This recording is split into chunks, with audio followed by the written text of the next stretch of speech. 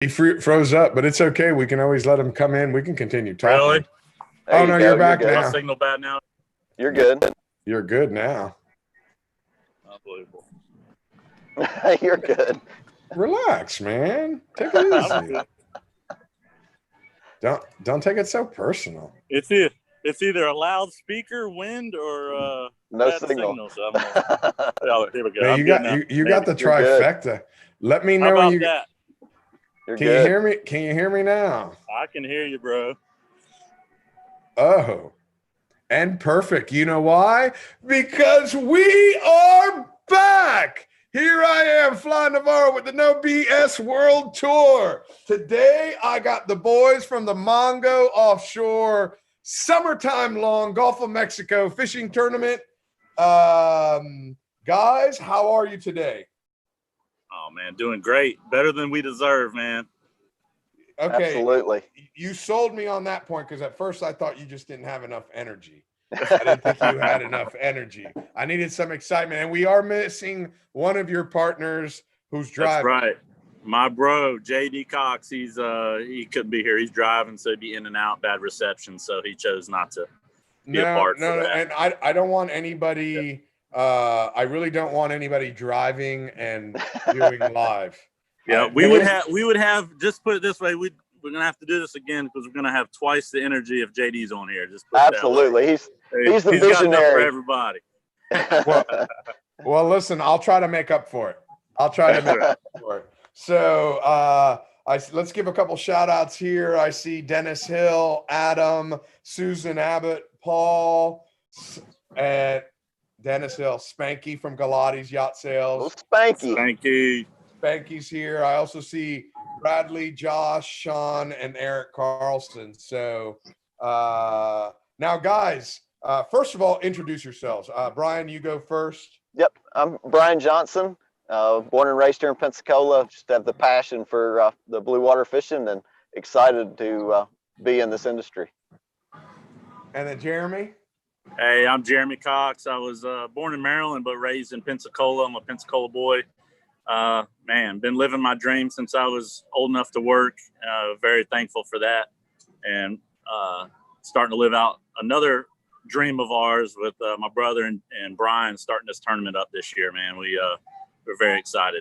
So let's talk about this tournament. Let everybody know the name, let everybody know what it's all about. It's not your normal style tournaments. Right. So it's called the Mongo Offshore Challenge. And this year we're only in the Gulf of Mexico. We're 5 different species. You got blue marlin, swordfish, tuna, dolphin, and wahoo. We only take the largest of the year. We have super high minimums because we don't want to kill every fish out there. Plus mongo means humongous in redneck, I guess. So we're only looking for the big fish. So we set our minimums like a blue marlin is 118-inch minimum. Okay. Tuna's 175, dolphins 40, wahoo 60. So we're only looking for the big fish. The whole Gulf started on May 15th and runs all the way through October 15th. So it is closed to registration now. We have our 66 teams that joined, and we're following those teams throughout the season to see who will be the champion in each category. So here's a question. Go down the list. Who's in the lead right now? All right, so we have Florida lead with a new Alabama state record, 851-pound blue marlin. Is that right, Brian? 851? 851.9. Yep. 851.9. I know the fish well because he caught it one day after my World Cup and the Golf Cup. Yes, yep. And that was a tragedy in itself because he could have definitely won 3 tournaments all at once, possibly, if he wins ours. So. But man, what a great team and what a great story with the Ginger catching that fish. She's also the largest fish caught in Alabama by a lady, largest blue marlin in Alabama. It was great all around. They also tagged like 5 or 6 other fish and a 180-pound yellowfin. I mean, it was an epic trip. The fishing has been phenomenal in the Gulf of Mexico this year. It has. Yes, it was awesome. We have Christina Thompson in first place with the leading swordfish, 313-pound swordfish. You know him very well. champion of all champions of swords, and especially in the golf. Old Jeff Wilson, he's a monster. He called that fish, man. He called me the day before they went out, checked out for the tournament, and said, "Hey, man, we're going to go out and catch a big sword so we can blue marlin fish the rest of the season." I was like, "All right," chuckling. And sure enough, the next day he came in and he had that big sword. It was pretty cool. He called it. That's pretty amazing. And it's funny because I did a podcast with him, and he says you can always weigh the fish by how long it takes us to get it up. 1 hour is 100 pounds. 2 hours is 200 pounds. 3 hours is 300 pounds. Wow. I was like, man, that's amazing. And I was texting with him on Saturday because Texas got hit by that tropical storm. And on Saturday, I had my global swordfish tournament going on. He's like, "You're killing me with the updates." Y'all had a big sword weighed in in New Zealand for that tournament? In New Zealand, a 350. Wow. It was 162 kilos. Wow. And the way the tournament's set up, you're allowed to fish for 24 hours in your time zone. But that means fishing starts, for me here in Florida, I start taking, people start fishing Friday afternoon. So Friday afternoon, I got the phone call at 2 a.m. The pictures were sent to me 2:30. "Hey, we're going back out." And it's like, okay, yeah. Go back out. Love it. So it was so cool. And then the weirdest thing, New Zealand, it's their winter, and where they're fishing out of, their latitude puts them at the same as Maine and Nova Scotia. So This is their winter. So they have to have like the perfect conditions to go fishing. And they had the perfect conditions. Everybody in the Northern Hemisphere was rough. It was rough everywhere. The entire Gulf of Mexico, you had the hurricane, you had another storm in the Caribbean, the entire East Coast was rough. So literally the best weather was in New Zealand. Wow. It was so weird. Gave them an advantage. So now go down your list after swordfish. What's top? So we have tuna. We have tuna, dolphin, and wahoo categories, but they are actually wide open because the minimums are high. We've had several fish beat that minimum, but those guys were not in the tournament in those categories. So we're wide open. We reach our halfway point on August 1st. So they have another, 2.5 months to weigh in a dolphin, tuna, or wahoo, and also still compete in the sword and marlin too if they catch one bigger. Okay. So it'll be exciting to watch. I have a question for you on the tuna category. Is your tuna category any tuna, or is it just yellowfin and big eye? It's any tuna except for bluefin. Okay. Well, so then that's big eye and yellowfin. Big eye and yellowfin. Or some Mongo blackfin that nobody's ever seen before. What's your minimum? What's your minimum? 175. So you're not going to get no blackfin. So it's a yellowfin, blue, and big. So you know what? You should be a lawyer, dude. You should be a lawyer, because I asked you, is it all tuna or just big eye and yellowfin? And you said it's all tuna but no bluefin. You said the same thing I did, man. You just in case that crazy fish comes up, that blackfin that we've never seen before out of the Gulf. Listen, the reason this show is called No BS is no politics. No politics. But you just went straight politics on me. You put words in my mouth, man. You put words in my mouth. Well, Brian, tell them about the weigh stations. We have lots of weigh stations. Yep. So we've got weigh stations all over the Gulf, starting in Destin all the way down to South Texas. And we're super proud of those partners. That's what makes this so successful. So these teams can catch those Mongo tuna and weigh them at any of these weigh stations, wherever they're at. It can be a destination. Give us some names, man. So Jeremy, you got those in front of you or not? But I know Beauchamp. Well, I'm sitting here at Beauchamp's right now, so definitely got to do a shout out to them. I mean, do yourself a favor if you're in Destin, go to Beauchamp's. Period. They're an official way station for the Gulf Cup. They are. Yeah, they're awesome, good people. man. Yep, good people, awesome place, awesome food. So we got Beauchamp's, we got Harbor Walks, we have Outcast Bait and Tackle in Pensacola. They can weigh everything except for a blue marlin there. We have Holiday Harbor and Perdido Key. We have Orange Beach Marina. That's where our 851 was weighed in. Jimmy Beeson, my man. Jimmy, he good is guy, the man. Yeah, we have 3 in Louisiana. So you got Sportsman's as well, and Sportsman's in Orange Beach. That's right. Yep. Gorn Flows in Mississippi. Everything but blue marlin there. And if you do have a blue marlin you fish out Mississippi, you can of course go to any other way station. You can go to Venice or whatever. We got Cypress Cove. We got Venice Marina, Hurricane Hole Marina, Galveston Yacht Basin, Seaside, Fisherman's Wharf, Port Aransas, Fisherman's Wharf.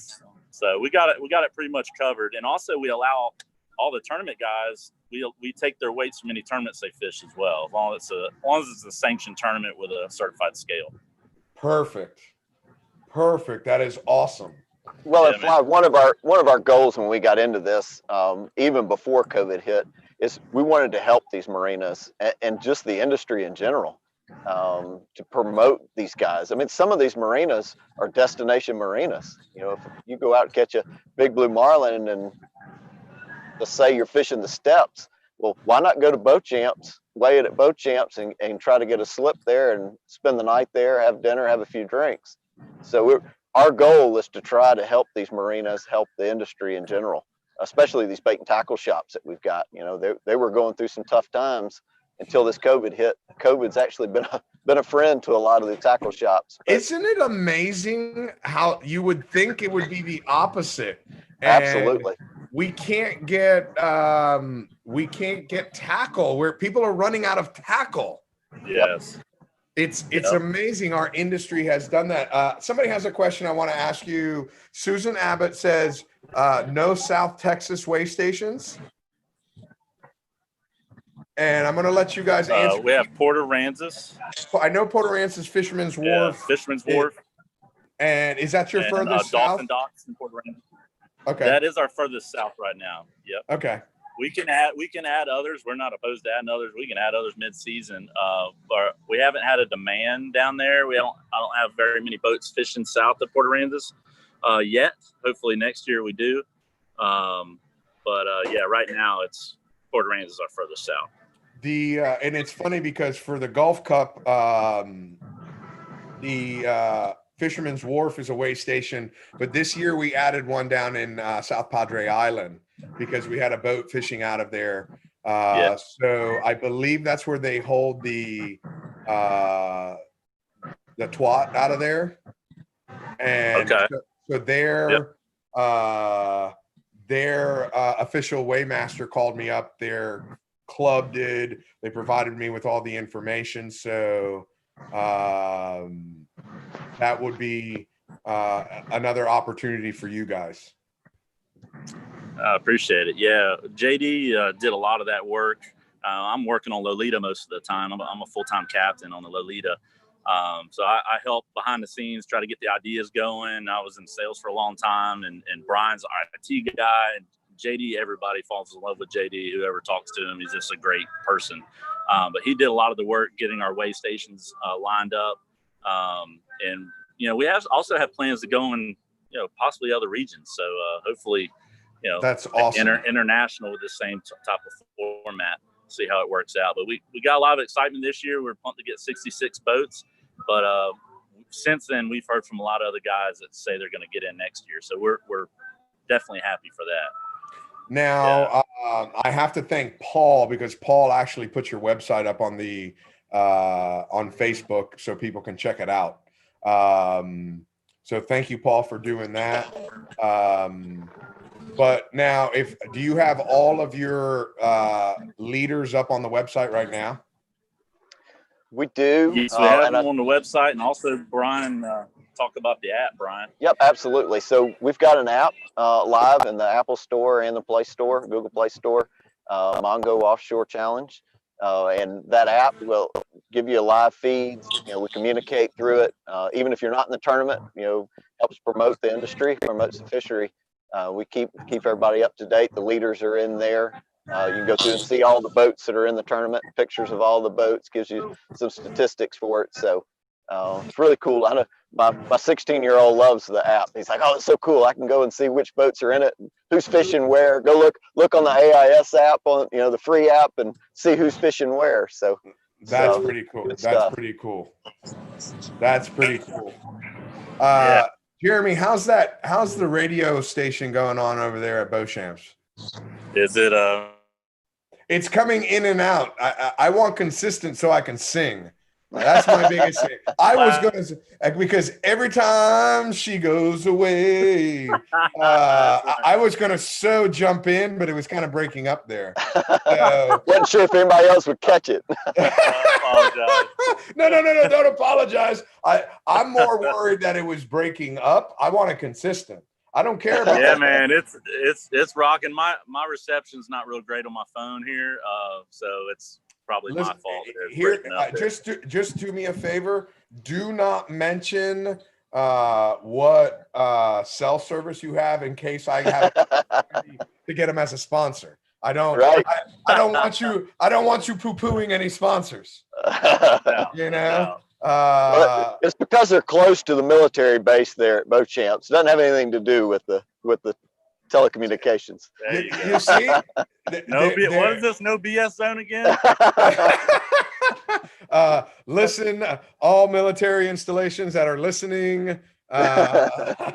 So here's the funny part. So we finally just got this podcast up on Spotify and Google Play and iTunes and everything, and Alexa, Echo, and all that. I didn't realize how many people talk BS out there. I didn't realize how many people talk BS. There's a lot of bullshit out there, man. Yeah. So yes, man. I love what you're doing. We saw this back when COVID, when you first started it, and it was a breath of fresh air for sure, man. Much needed. And so that was back when all the boat ramps were closed down, and it was looking pretty grim there for a minute. And really, for me, I used it so I can talk, because I'm used to being on the road 250 days a year. And it literally got to the point where I was going stir crazy. So I was literally, my neighbors, I think they still think I'm crazy, because all I would do, I'd have two phones and I'm just talking to the phones, hands up in the air, screaming at them. And then, being in South Florida, it just got too hot. And then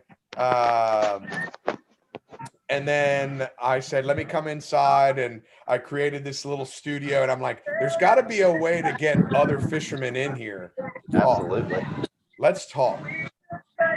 Love it. So, and that's really what it is giving everybody an opportunity to talk about what they're doing and what they're catching.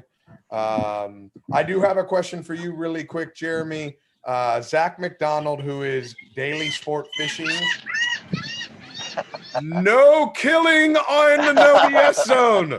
I don't know what that was, but it sounds like you're taking something out. There's a flyby of a gull. Yeah, you got to tackle the birds going on, man. So, Zach McDonald, who owns Daily Sport Fishing, or Sport Fishing Daily, Daily Sport Fishing, on Instagram, he wants to know what size your boat is. What size the Lolita is. Lolita is a 68 Hatteras, 2005 68 Hatteras with a brand new shiny paint job we got in South Florida this year. So yeah, man. Who did your paint job? Paramount Yacht Refinishing at Raleigh Shipyard, man. They are phenomenal. You gotta give them some love. They are awesome, man. They're not. I don't think they do much on social media. They get most of their stuff, their business, through word of mouth. But yeah, they do phenomenal work. Paramount. So I did it yesterday. I'm going to do it again. And I'm going to ask him really quick. Anif, how big are those big eyes you guys are catching in weight? Because maybe we can get you to qualify for the Mongo tournament. So my friend Anif out of the Maldives, this is pretty interesting. It's pretty cool. They've been for a couple of years now. They've been dropping to try to catch swordfish, and they finally were able to catch their first daytime swordfish very recently this year. But in the process, they had a problem getting the baits down there because these giant big-eyed tunas were eating all their baits. Holy moly. So he's found this fishery of big-eyed tunas in the Maldives, and these things are monsters. They're mongos, man. They're mongos. So I would say they're in the 150 to 225 range. Wow. But he just put out an awesome YouTube video yesterday that I've been wanting to share, and he's watching right now from the Maldives. And if he can throw up just the general weight, so I can let you guys know. Share it with us. On the big eyes, we get them around 200 pounds here. Yeah, and then the yellowfins, you know, before our season started in March and April, they had a phenomenal season out of Venice this year. I mean, they're catching several 220, 230. They were releasing multiple 150 pounders a day. I mean, and your shrimp season is when the big ones really move in. We get some big ones coming in September and October. Sort of opens it up to some other boats. You know, our tournament is not only for the big tournament boats; it's for center console guys. It's for anybody that wants that. Format gives them the opportunity, you know. And he's fishing against the 95-foot relentless pursuit, you know. So it's pretty cool. We got 25 to 95. So that's awesome. So Anif came back 50 to 85 kg. Would put you right between 125 to 200 pounds. Big eyes. Sweet. Yeah. So, big ones, man. The Gulf is an amazing fishery, man. I mean, we've got some true Mongo fish in the Gulf. I mean, I don't think the swordfish has really been tapped yet. I think Jeff Wilson's working on it. Ryan Regans is working on it. We got some swordfishmen in the Gulf. I think there's really big ones that haven't found them yet. I mean, back about people releasing popular. So. Popular with the day timing. Yeah, with the daytime. Crazy. And daytime has really taken off. Obviously, Jeff has helped that along and teaching people. He's mentored a lot of guys that are doing the same way. And shoot, I never daytime swordfish about a year ago. So it's a new thing, man, and it works. Well, here's the funny thing is it's not that new. It's just new to us here. New to the Gulf, Yeah, because I remember we were doing it in Venezuela in the 90s. And back then there was no electric hand crank or there was no electric reels. It was all hand crank. And I was a 22-year-old deckhand, and there was nothing worse I heard than my captain say, "Hey, you may want to check the bait." Exactly. Man. Are you sure? I think it might be still on there. It was cheap. There was plenty of them. We'd go to the local vegetable market and buy and I can see, man, that's technology from this point or that point. Yep. But I see it cross back around. It's not all just coming from the U.S. It's up. People are sharing it. You can watch it. He's eat up with it as bad as I am. And it's just really cool to see the kids getting into the industry. Jeremy, you want to talk about every year, but we're wanting to do a couple stories, maybe once a month on junior anglers. We wrote one for in the last couple of seasons, so we're going to try to do some features on junior anglers and put up some stories just to sell. Such a good fishery. But the Gulf of Mexico has a lot of things that people don't understand. You've got yellowfin tuna 12 months a year.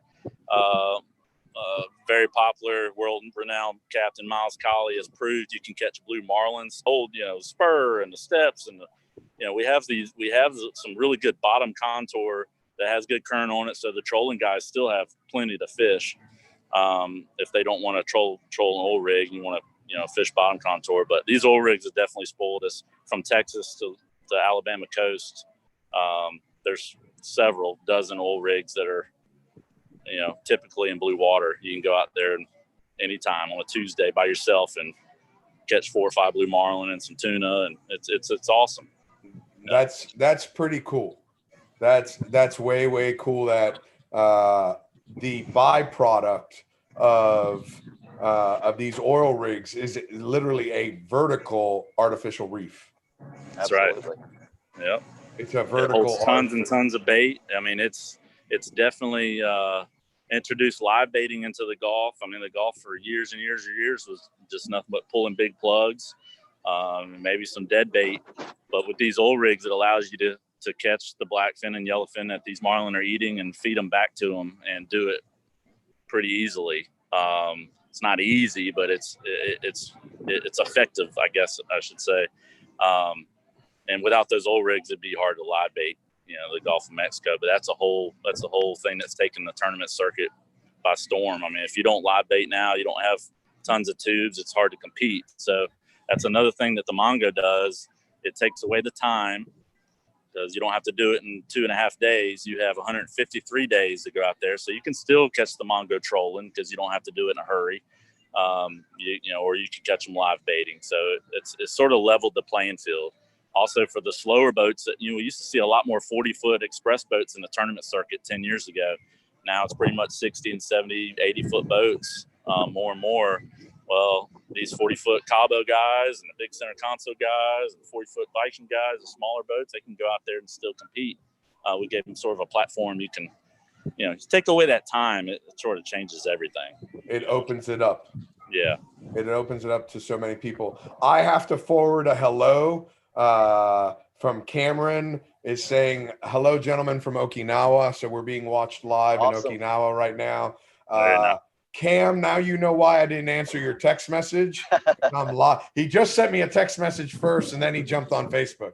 So that's where most of our best tackle comes from, is Japan. So we're very thankful for Japan. Shimano, Daiwa. I mean, you go on and on and on. And on. Yeah. So Cam, actually, I went out and fished with him back in February, and he had asked me, and I've agreed, we just got to figure out how we're going to do it. But he had asked me to help him put on the first ever all release Blue Marlin tournament in Okinawa. So we're gonna do that next year in Okinawa, Japan, sometime in June. That's awesome. There's some very passionate fishermen over there in Japan. They get after it. Unbelievable. Yeah. Unbelievable passionate. And there's some really, really good fishing in Okinawa. They don't have a big giant sport fishing fleet like we have here in the States, but there's a lot of commercial guys that have put several 1,000-pound blue marlins on the dock. Wow. Out of Okinawa. Yeah. Wow. Yeah. So they do have granders in Okinawa. They got mongos there. They do have some mongos.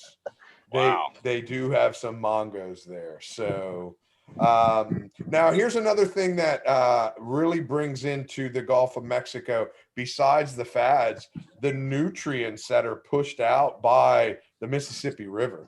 That's right. The Mississippi the spawning ground. Exactly. Exactly. So talk a little bit about that. Yeah, Mississippi River's definitely been proven to be a spawning ground for yellowfin tuna, blue marlin, cobia, tarpon.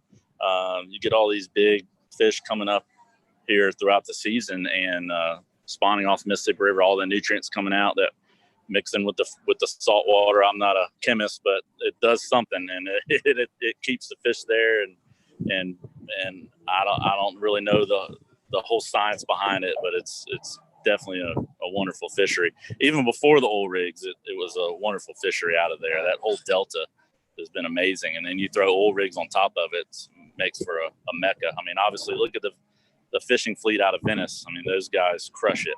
And, they have it right there in their back door. All year long. Yeah, exactly. We got that big loop current coming up from the Yucatan. It's basically a highway, and as I view it, it brings this, fish easiest path of resistance. They just ride that highway all the way up here, and it usually has a couple eddies that swirl off of it. One big one went to Texas this year, brought them a bunch of fish early, it seems like. And then they find those old rigs, and I think a lot of them become resident fish. I can't prove that, but I think when you go out there and you can catch a marlin in December or January, and you have bait there, I'm not sure why they would leave. 100%. Why would you leave? Exactly. Why would you leave? And I'm going to throw this question to you guys. I'm surprised that I'm throwing it out on the podcast, but I'm going to throw it out to you guys anyway. I'm on the HMS panel in Washington, D.C. that I've been on it. I'm going on 6 years now. So all the rules, all the regulations, they always go through National Marine Fisheries and stuff like that. HMS is all the highly migratory species and all the marlin, tunas, swordfish, and sharks. And one thing I've always asked them, and I've never thought about it in the oil rig sense, but fads have become this new thing in the Caribbean. And it has produced some unbelievable fishing around the Dominican Republic and Puerto Rico and all that kind of stuff. So my question that I always have asked them or asked the scientists is, listen, a lot of these fish have always just passed through an area, and the Mona Pass, the Windward Pass, they pass through in a 2 to 3 week period. But now they've put these fads out, and now these fish are stopping. They're staying for where they used to only stay for a couple of weeks. Now they could be staying for 2 to 3 months because the bait is there. Right. So that's going to change their timing for breeding. Yeah. Is this something in 20 years we're going to find out was a problem? Or is this something that is going to help us? And well, I know, go ahead, because I've had this conversation with Miles Colley before, because there's a lot of fads out for the cobias. And it's something that we've discussed because now these fish aren't migrating, they're holding. But if you have a fish, and I'm going to use a blue marlin only because that's where I feel most comfortable talking. If you have a fish that is migrating through and they get to a location to spawn at 80 pounds normally, but now they're showing up one cycle later and they're 150 pounds and they're healthier, is it something that's going to be beneficial? Yeah, I understand where you come from. Yeah, there's a lot of some deep thought have to go into that one. I don't know that it'll affect like the golf per se. I think it has helped the golf. But you're basically saying could it hurt other areas? No, could it hurt other areas? I'm not saying that it's hurting the golf or even it's good for the fishery. I'm saying is it going to hurt the stock in general as a whole? Right. If you look, I'm a deer hunter. I like to hunt whitetail deer. So one thing that you would like to see is a deer that is a little bit more mature to go into their first breeding cycle. Sure. Than a deer that's born really, really early. And then now they're ready to go into heat when really they're not even a full year old. Sure. Right. So, it's just if a fish gets an opportunity to eat well, mature well, and then they show up a year later ready to spawn, as opposed to showing up what's natural. And it's one of those things I've just asked that question as a whole. Yeah, I don't know how much. I think a lot of that with deer is genetics. I'm not sure what genetics go into fish, like if 1,000-pound blue marlin laid some eggs, are they gonna be bigger sooner than a 400-pound blue marlin laying some eggs? You know what I'm saying? I don't really know how all that works out. That's pretty interesting though. You want to ask that question, then I ask the question because I've already done it. I've already asked these questions.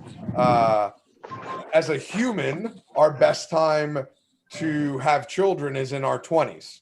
Right. And then as you get older, you have to worry about different things as you get older. Yeah. Well, wouldn't fish be the same way? Wouldn't a 400 to 600 pound fish be the healthiest fish to weigh or to spawn? And by the time the fish gets to be 1,000 pounds, you got to worry about genetic problems. Yeah, sure. So These are questions I don't know, but these are the questions that I ask the scientists that I know. Hey, what about? Oh, we don't know that information. Right. Well, chop chop. These are the questions I want to know. Right, come on, I want to know. But I think you're on. I think you're on to something there, though, Fly. I mean, especially if we can create a habitat that is a better habitat for them, where they're not having to look for the food as hard. Are we helping that? Are we helping that process? Think about, if you look at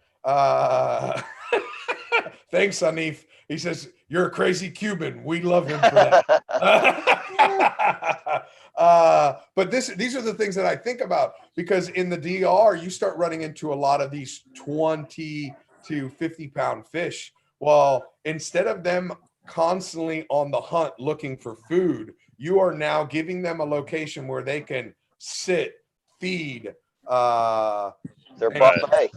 They feel safe. They can grow that first year of life and gain that extra weight. So now when they go and try, when it's time for them to spawn, they are healthier.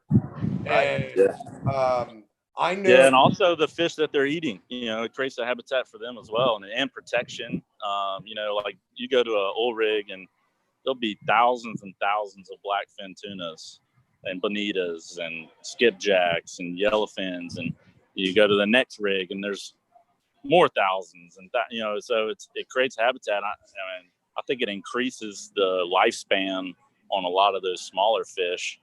And then, of course, the big fish hang out because it's easy feeding for them. But I think it's only good, man. It's like building a snapper reef. I mean, granted, the snappers are like on the Gulf. It's a white sandy bottom out there. Very little natural bottom.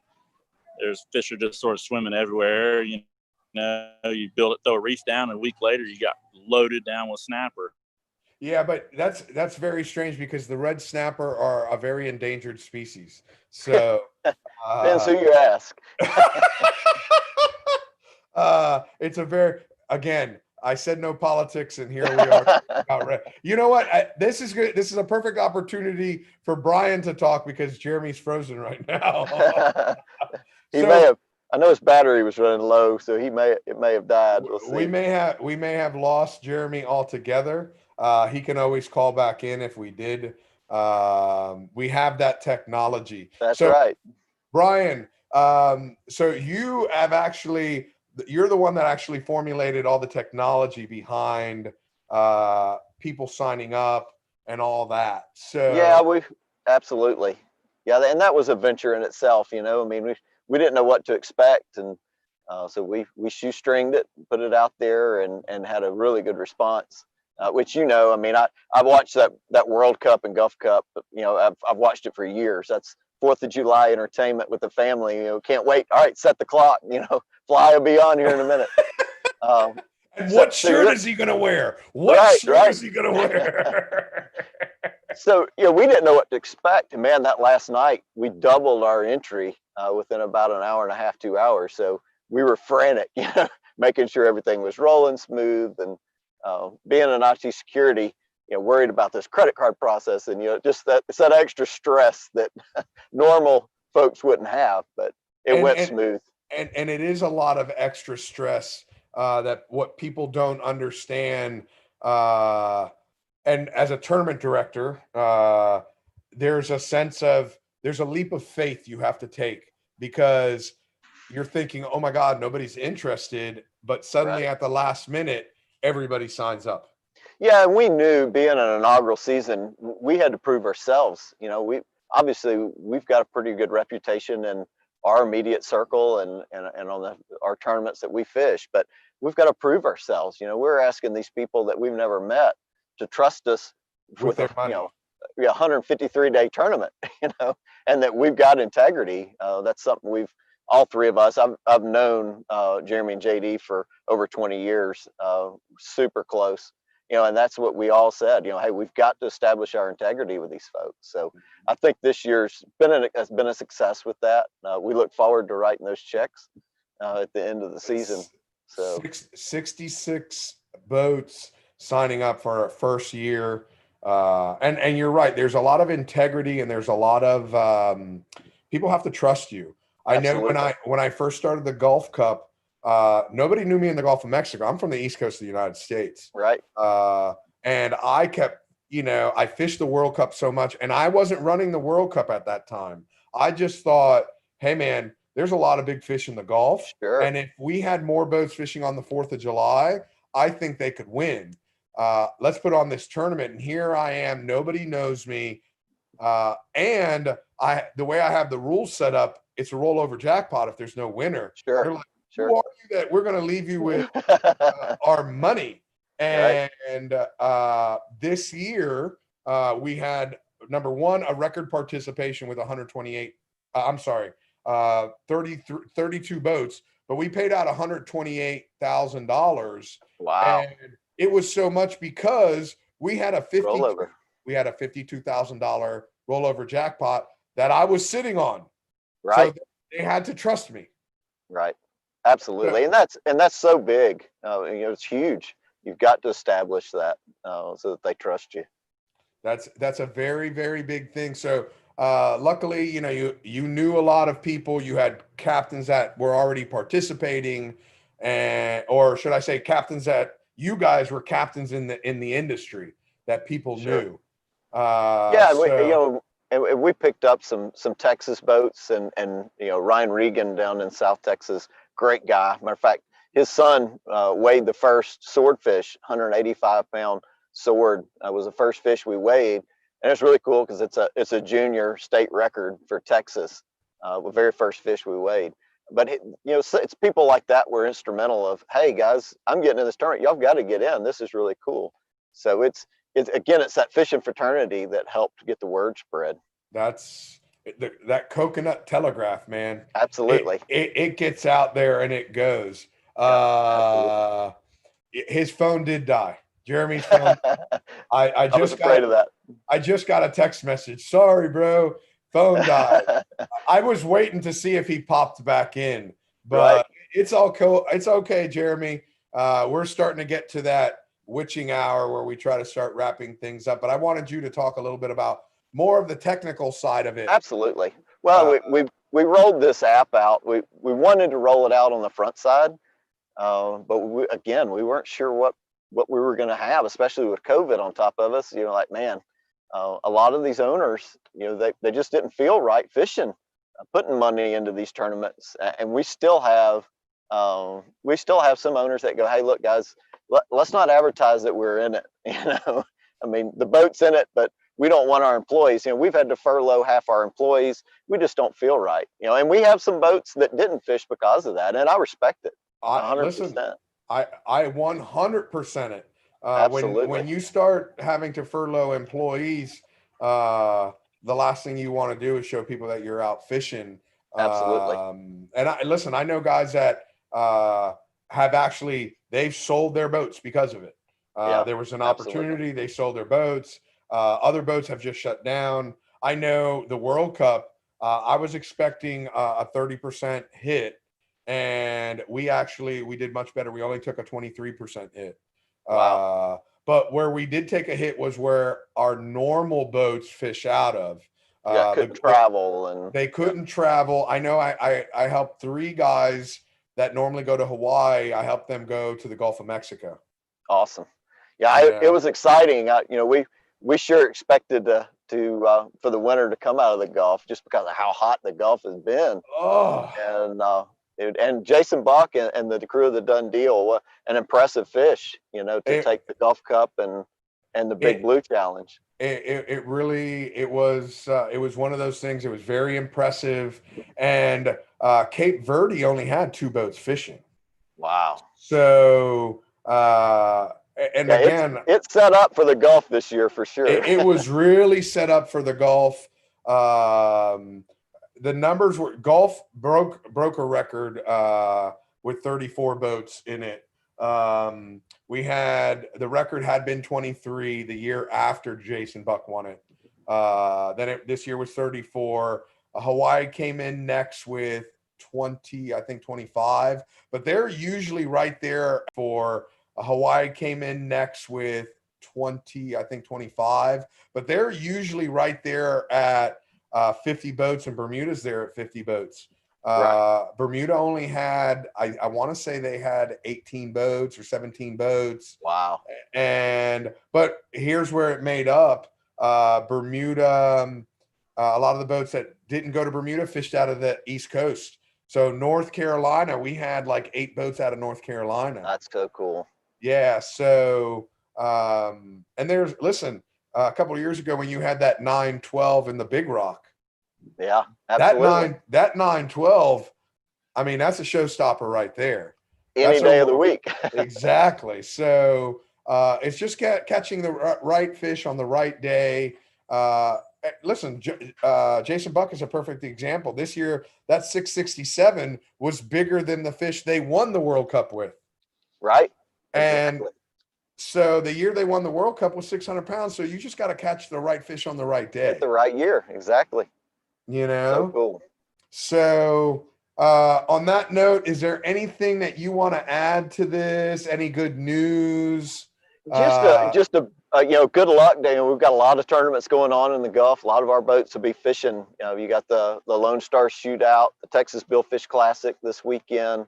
I think they're fishing simultaneous together over there. Mobile Big Game Fishing Club, their ladies tournaments this weekend. They're fishing the limited. That's a center console or 32 foot and under tournament. And Pensacola Big Game junior angler tournaments this weekend as well. So I'm taking my 16-year-old. He's pretty fired up. We're gonna go try to catch him his first billfish this weekend. So we've got a little shamrock, little 26 shamrock, and we're gonna go try to get it done this weekend. So just good luck to all those teams out there, and a huge thank you to you, Fly, for what you're doing in the industry. I know you don't like people giving you the accolades, but you are, man. You're doing a lot for the industry, and we certainly appreciate that. I love helping. I want to see people come in and enjoy our sport. Absolutely. So maybe we can do a wrap up in October. Absolutely, we'd love to. Let's circle back around and do a wrap up, and that way people can know who the winners are at the end of the year. Absolutely, buddy. And our slogan has always been let the small ones go so they can grow. So absolutely, we'll see some big ones hung this weekend. I don't want you to hang up, so don't hang up. Okay, hold buddy. it right there. But I'm going to sign off on Facebook Live. Hey, Captain Randy Bradley from the Seychelles. Good to see you, brother. Glad you're joining us. Anyway, to all you cool cats and kittens, thank you for joining us here in the No BS World Tour. Ezra, thank you so much for having me back. I had to get all these worldwide tournaments wrapped up before I can go back on the No BS World Tour. My world was a little crazy, needless to say. But yeah, we are back, and I am always looking for new people to interview. I will not be doing any solo No BS. Okay. So if I don't have anybody to interview, I won't be on those days. But I'm working really hard to line people up every day of the week. So everybody, thank you so much for joining us today. And Brian, thank you so much. Jeremy, if you're watching or listening, thank you. JD, rock on, brother. Drive safely. And Brian, sit there just for a second. Everybody, thank you so much. And we will talk to you guys